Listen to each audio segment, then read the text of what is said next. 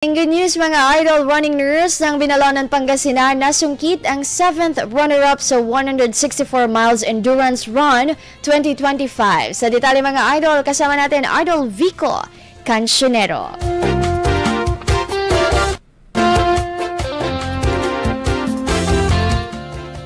Dala ang lakas, puso at dedikasyon sa pagtakbo na pagtagumpayan ni Romeo Kinsay, tubong Binalonan, Pangasinan, ang kailan lamang idinaos na 164 miles endurance run 2025. 164 miles umula Baguio City hanggang Luneta, Manila. Ganyan lang namang distansyang tinakbo ni Kinsay at kahangahangang napabilang ito sa 16 na runner warrior at isa sa 10 nakatapos sa karera. Sa loob ng 52 hours, 17 minutes at 19 seconds, mahusay na natapos ni Kinsay ang patimpalak na Endurance Challenge Philippines. Siya ang kauna-unahang Pangasinenseng nanalo sa nasabing paligsahan at binansagan bilang running nurse ng Binalonan, Pangasinan. Pagbabahagi nito, bago pa man ng 164 miles endurance run 2025, sumali siya sa Manila Bataan 100 miles noong March 9 hanggang March 10 at tinanghal siya bilang first runner-up. Noong May 31 hanggang June 1 naman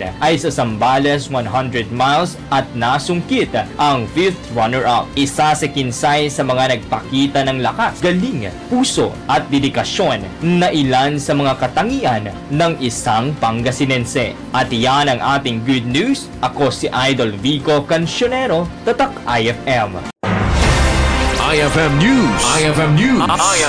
IFM News.